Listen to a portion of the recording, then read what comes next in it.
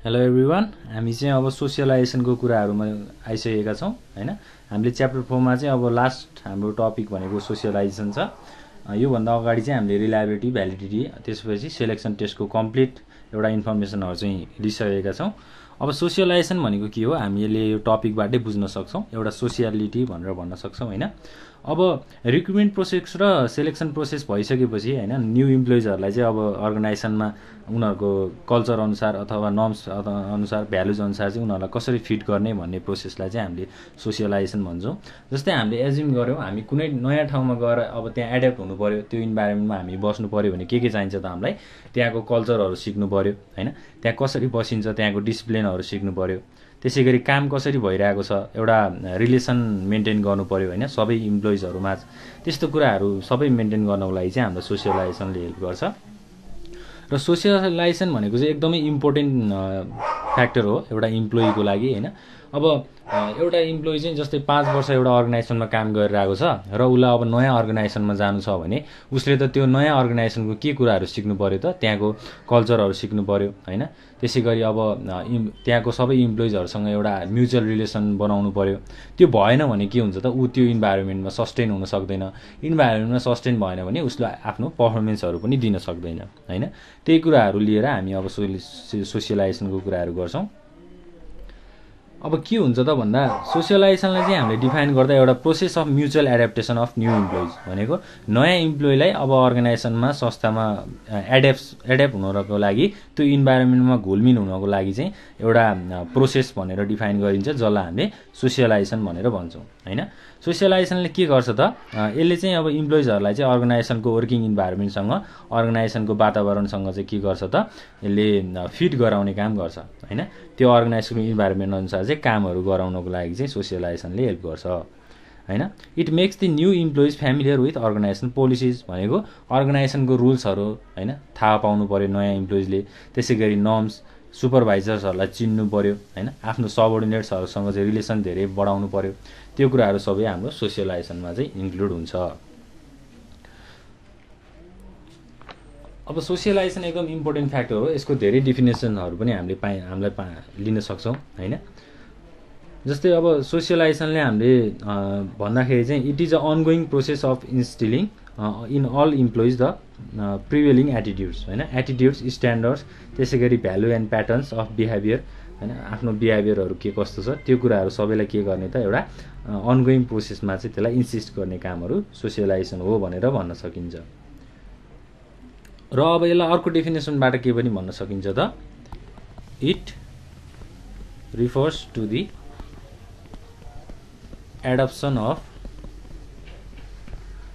Adaptation that takes place when an individual passes from outside the organization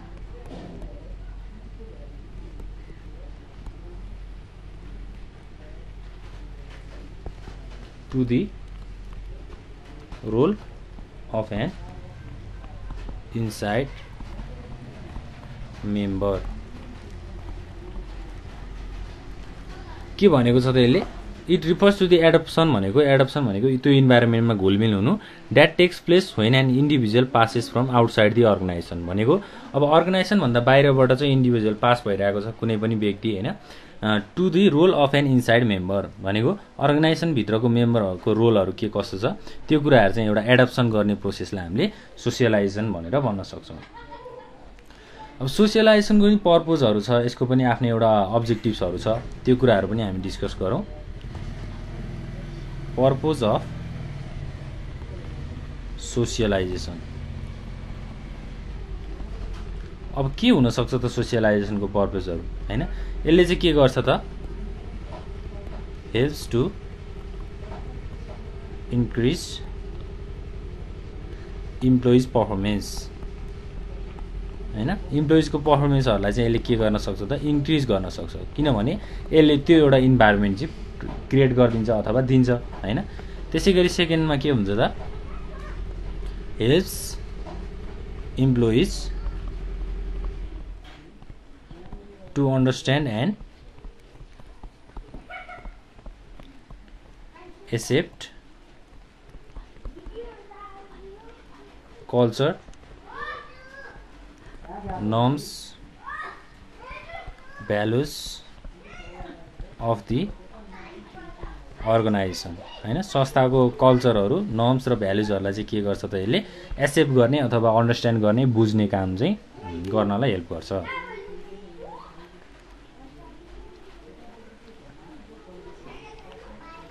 जस्तै अब third नम्बरमा के हुन सक्छ त इट प्रोभाइड्स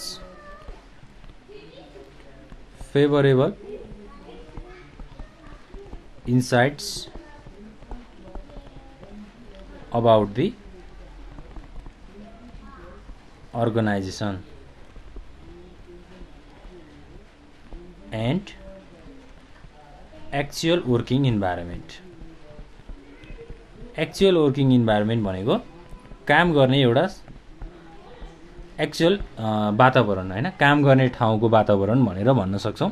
यो तीनटा पर्पज चाहिँ हाम्रो सोसियलाइजेसन भित्र छ।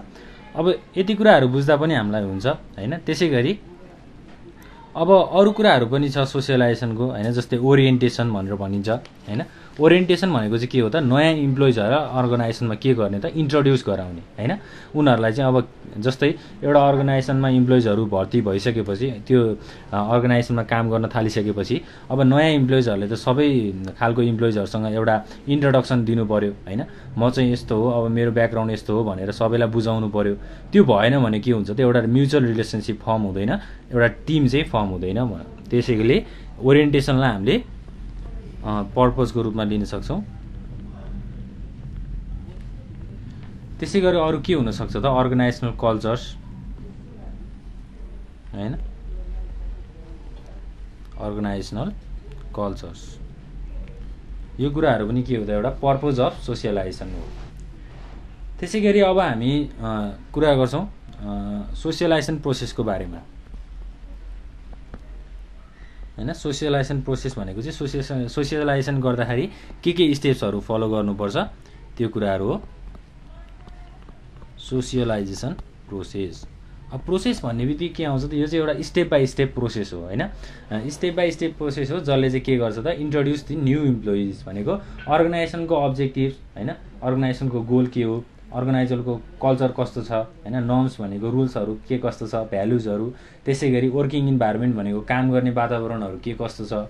एउटा रिलेसनसिपको इन्ट्रोड्युस नयाँ इम्प्लोइजहरूलाई चाहिँ नयाँ क्यान्डिडेटहरूलाई चाहिँ अब इन्ट्रोड्युस गराउने काम चाहिँ हाम्रो सोसियलाइजेसनमा हुन्छ। र सोसियलाइजेसनको प्रोसेसमा चाहिँ एउटा स्टेप बाई स्टेप प्रोसेस हुन्छ।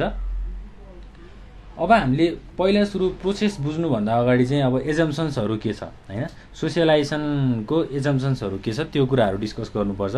पहिला सुरु एजम्पसनमा जाउँ। अब एजम्पसन्स भनेको चाहिँ के हो ल हैन, फर्स्टमा हेरौँ। इट स्ट्रङली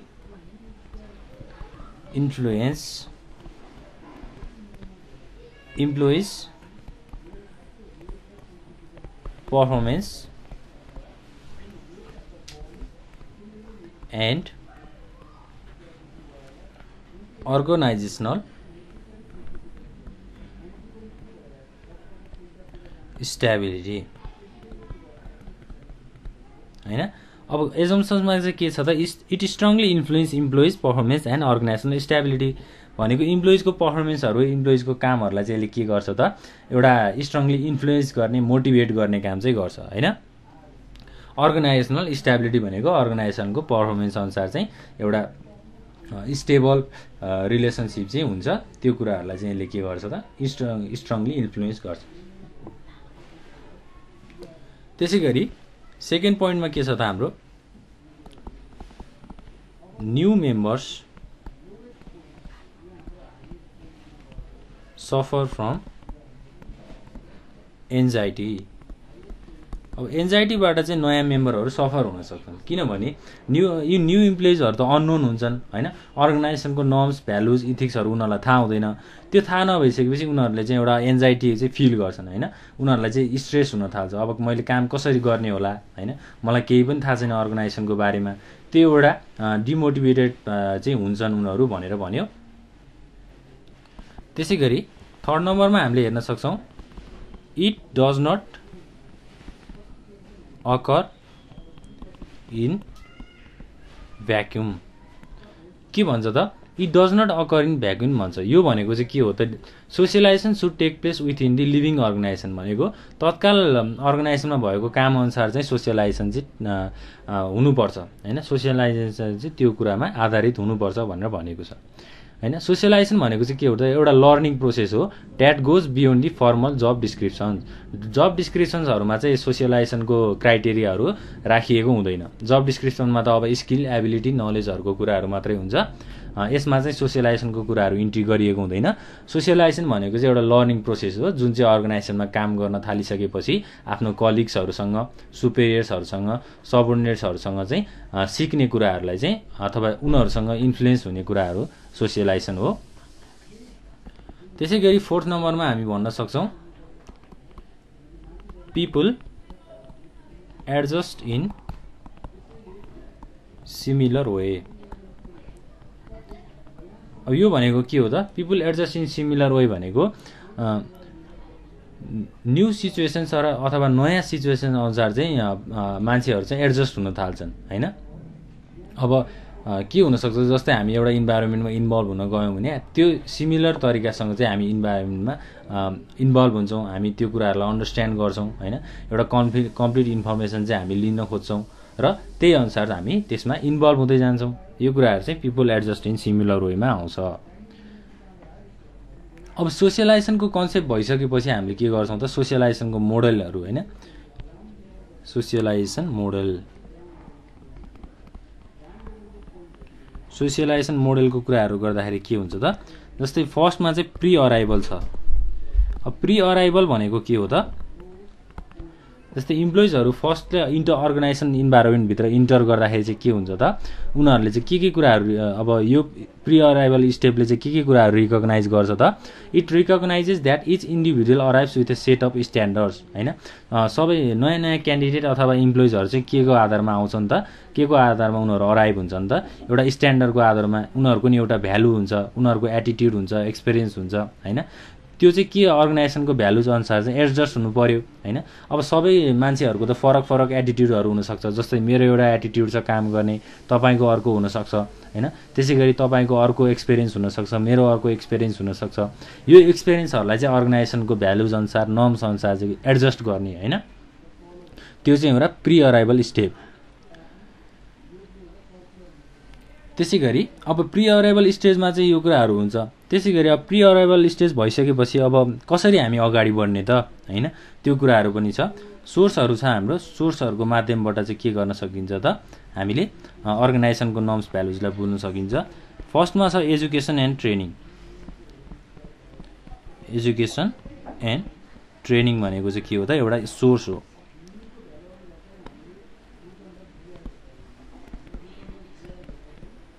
अब एजुकेसन एन्ड ट्रेनिङ भनेको यसले चाहिँ के कुराहरू रिफर गर्छ त भन्दा refers to the basic grounds from where an individual knows about the organisation हैन बिजनेस करियर एक्सपेक्टेसन अर्गनाइजेसनको बिहेभियर त्यसै गरी बिजनेस र करियर एक्सपेक्टेसनहरू चाहिँ एजुकेसन र ट्रेनिङको माध्यमबाट लिन सक्छन् अथवा लर्न गर्न सक्छन्। त्यसै गरी बीमा छ प्रायर जब एक्सपिरियन्स। अब इम्प्लोइजहरू चाहिँ के अब हुन्छ त भन्दा employees prior job experience influences values norms and attitude of employees हैन। इम्प्लोइजको जब एक्सपिरियन्स अनुसार पनि उनीहरूको भ्यालुज र नर्म्स र एटिट्युड्सहरू चाहिँ के हुन्छ त इन्फ्लुएन्स हुन्छ अथवा मोटिभेट हुन्छ भन्ने कुराहरू हो। त्यसै गरी थर्डमा रिक्रुटमेन्ट एन्ड सेलेक्सन प्रोसेस हैन। रिक्रुटमेन्ट एन्ड सेलेक्सन प्रोसेस भनेको के हो त यसले यो कुराहरूले चाहिँ के कुरामा कन्सर्न गर्छ त भन्दा informing and choosing the right kind of candidate for organisational vacancies हैन। अर्गनाइजेसनको भ्याकेन्सिजहरूलाई चाहिँ के गर्ने त एउटा राइट क्यान्डिडेट एउटा एक्चुअल क्यान्डिडेटलाई चाहिँ के गर्ने सेलेक्सन गर्ने भनेर भनेको छ। एउटा प्री अराइभल स्टेट भयो। त्यसै गरी अब सेकेन्डमा के छ त हाम्रो इन्काउन्टर। अब इन्काउन्टर भनेको चाहिँ के हो त प्री अराइभल स्टेज कम्प्लिट भइसकेपछि इन्काउन्टर पिरियड आउँछ जसमा चाहिँ के हुन्छ त new members confront with organisational values norms and attitudes and compare their prior assumptions भनेको उनीहरूको पर्सेप्सन्स होइन। अब के हुन सक्ला त, जस्तै म नयाँ अर्गनाइजेसनमा काम गर्न जाँदैछु, त्यो अर्गनाइजेसनमा कस्तो खालको नर्म्सहरू होला, कस्तो खालको भ्यालुजहरू होला होइन, कस्तो खालको पोलिसीहरू होला भनेर एउटा आफूले पर्सेप्सन गर्ने होइन, यस्तो यस्तो हुनसक्छ है भनेर एउटा एजम्पसन्स गर्ने प्रोसेसलाई हामीले इन्काउन्टर भन्छौँ। र अब त्यो एक्सपेक्टेसन अनुसार चाहिँ उनीहरूले म्याच गर्छन् होइन, आफ्नो शैलीहरू आफ्नो एटिट्युडहरू चाहिँ त्यो अर्गनाइजेसनसँग मिल्छ कि मिल्दैन भनेर उनीहरूले म्याच गर्छन् होइन। अब if their expectation match the reality socialisation may not be required भनेको अब आफ्नो एटिट्युड चाहिँ त्यो अर्गनाइजेसनसँग मिल्छ भने, मिल्दोजुल्दो छ भने उनीहरूलाई सोसियलाइजेसन खासै लिनु पर्दैन, अथवा socialisation may not be required, सोसियलाइजेसनको कुराहरू उनीहरूलाई नचाहिन सक्छ होइन। त्यो कुराहरू चाहिँ हाम्रो इन्काउन्टरमा आउँछ। त्यसै गरी थर्ड नम्बरमा मेटामोर्फोसिसको कुराहरू छ। मेटामोर्फोसिस होइन, यो भनेको चाहिँ के हो त, going through charges in which the new member master the skill required to adjust the organisation norms, अर्गनाइजेसनको नर्म्स भ्यालुजहरूलाई चाहिँ मास्टर गर्ने, पहिले आफूले त्यो स्किलहरूलाई चाहिँ एडजस्ट गर्ने अथवा त्यो स्किलमा चाहिँ मास्टर गर्ने, अर्गनाइजेसनको भ्यालुज र नर्म्सहरूलाई बुझिसकेपछि आफू बल्ल काम गर्न जाने। यो भनेको चाहिँ एउटा भोलुन्टरी प्रोसेस हो होइन। मेटामोर्फोसिस भनेको चाहिँ एउटा भोलुन्टरी प्रोसेस हो जसले चाहिँ के गर्छ त, अर्गनाइजेसनको जब इन्भाइरोमेन्टसँग एउटा कम्प्याटिबल हुने अथवा एउटा सरल एउटा वातावरणहरू क्रिएट गर्ने भनेर मेटामोर्फोसिसको रूपमा चाहिँ हामीले भन्न सक्छौँ। इम्प्लोइजहरूले चाहिँ भ्यालुज र नर्म्स एटिट्युड्स यस्तो कुराहरूलाई चाहिँ लर्न गर्छन्, उनीहरूले सिक्छन् होइन। त्यो सिकिसकेपछि उनीहरू काम गर्न जान्छन् अर्गनाइजेसनमा। यो कुराहरू चाहिँ हाम्रो मेटामोर्फोसिसमा आउँछ।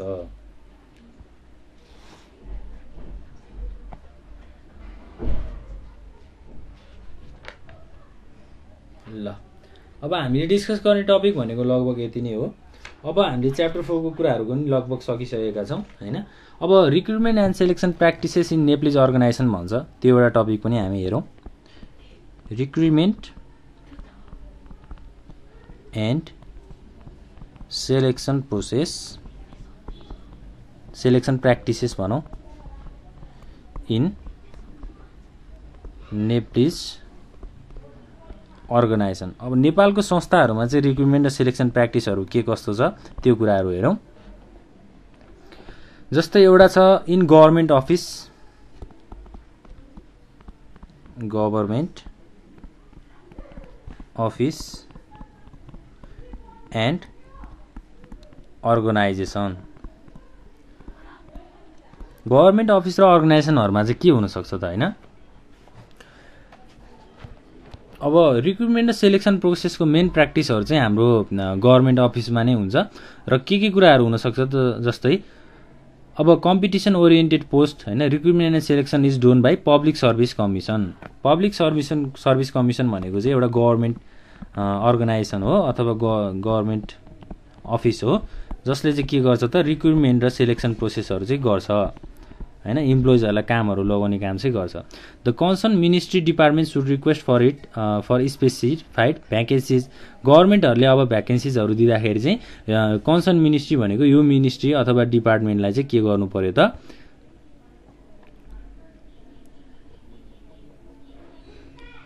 कन्सर्न मिनिस्ट्री डिपार्टमेन्टले चाहिँ रिक्वेस्ट गर्नु पर्यो होइन। भ्याकेन्सिजहरू भन्दा पनि मिनिस्ट्री र डिपार्टमेन्टले चाहिँ भ्याकेन्सी छ, स्पेसिफाइड भ्याकेन्सी छ भनेर रिक्वेस्ट गर्नु पर्यो। Quotas have been fixed for the implementation of inclusive from different group of people होइन। अब मान्छेको डिफ्रेन्ट ग्रुप अफ पिपुलहरू हुनसक्छन् होइन, जस्तै अब वर्गको मान्छेहरू हुनसक्छन्, उनीहरूलाई चाहिँ एउटा कोटाको फेसिलिटिजहरू पनि प्रोभाइड भएको हुन्छ। त्यो कोटा अनुसार उनीहरूले कामहरू गर्छन्। त्यसपछि के हुनसक्छ त, advertisement in daily newspapers like Gorkhapatra, Kantipur होइन is common and important news for recruitment गर्नको लागि चाहिँ अब गोर्खापत्रहरू, कान्तिपुर न्युजहरू चाहिँ एडभर्टाइजमेन्टको लागि युज हुन्छ। त्यसै गरी लेबर कन्ट्र्याक्टर्सहरू होइन, त्यसै गरी इम्प्लोइमेन्ट एक्सचेन्जेस, यस्तो कुराहरू छ हाम्रो गभर्नमेन्ट अर्गनाइजेसनमा। त्यसै गरी सेकेन्डमा के छ त, in public enterprises organisation. Public enterprise अर्गनाइजेसनहरुमा चाहिँ के हुन्छ त recruitment and selection process is near about practice by public service commission for government employees भनेको रिक्रुटमेन्ट र सिलेक्सन प्रोसेसहरु चाहिँ के छ त हाम्रो पब्लिक सर्भिस कमिसन अनुसार चाहिँ अब रिलेटेड छ अथवा त्यो अनुसार चाहिँ कामहरु हुन्छ भन्न सकिन्छ हैन each and every public enterprise has their own regulations related with recruitment and selection अब हरेक पब्लिक इन्टरप्राइज अथवा अर्गनाइजेसनहरुसँग आफ्नै एउटा रुल्स रेगुलेसन्सहरु हुन्छ रिक्रुटमेन्ट र सिलेक्सन गर्ने प्रोसेसहरुमा हैन हाम्रो पब्लिक इन्टरप्राइजको कुराहरु पनि यही नै हो त्यसैगरी इन प्राइभेट अर्गनाइजेसन अब प्राइभेट अर्गनाइजेसनहरुमा चाहिँ के हुन्छ त selection of family members relatives neighbours हैन आफ्नो फ्यामिली मेम्बर्स त्यसपछि आफ्नो चिने जानेको रिलेटिभ्स र आफ्नो घर छिमेकको मान्छेहरुलाई चाहिँ अब रिक्रुटमेन्ट र सिलेक्सन गरिन्छ हैन त्यसैगरी अब not use of systematic and formal process of recruitment and selection अब सिस्टमेटिक र फर्मल प्रोसेस चाहिँ हाम्रो प्राइभेट अर्गनाइजेसनहरुमा चाहिँ के हुन्छ त नहुन सक्छ हैन नेप्लिज अर्गनाइजेसनको बारेमा हामीले डिस्कस गरिरहँदाखेरि यो प्र्याक्टिसहरु छ त्यसैगरी hiring and firing policy is commonly use भनेको हायर गर्ने र अब इम्प्लोइजहरुलाई फायर गर्ने हैन कामबाट निकाल्दिने त्यस्तो कुराहरु चाहिँ हाम्रो नेप्लिज अर्गनाइजेसनहरुमा युज भइरहेको छ जेनरली युज भइरहेको छ भनेर भन्न सक्छौं त्यसैगरी lack of human resource planning हैन ह्युमन रिसोर्स प्लानिङहरु चाहिँ अब रिक्रुटमेन्ट र सिलेक्सन गर्दाखेरि छैन प्लानिङ गर्ने बानीहरु छैन भनेर प्राइभेट अर्गनाइजेसनमा हामीले भन्न सक्छौं ल यो कुराहरु चाहिँ हामीले अब नेप्लिज अर्गनाइजेसनको सिचुएसन के कस्तो छ त्यसको बारेमा डिस्कस गर्यौं अब नेक्स्ट क्लासमा हामी च्याप्टर 5 मा जान्छौं च्याप्टर 5 मा चाहिँ हाम्रो टपिक के रहेको छ त ट्रेनिङ एन्ड डेभलपमेन्ट हैन अब ह्युमन रिसोर्सहरुलाई कस्तो खालको ट्रेनिङहरु दिनुपर्छ त्यसैगरी कसरी उनीहरुलाई डेभलप गर्न सकिन्छ भन्ने बारेमा डिस्कस गर्छौं थ्यांक यू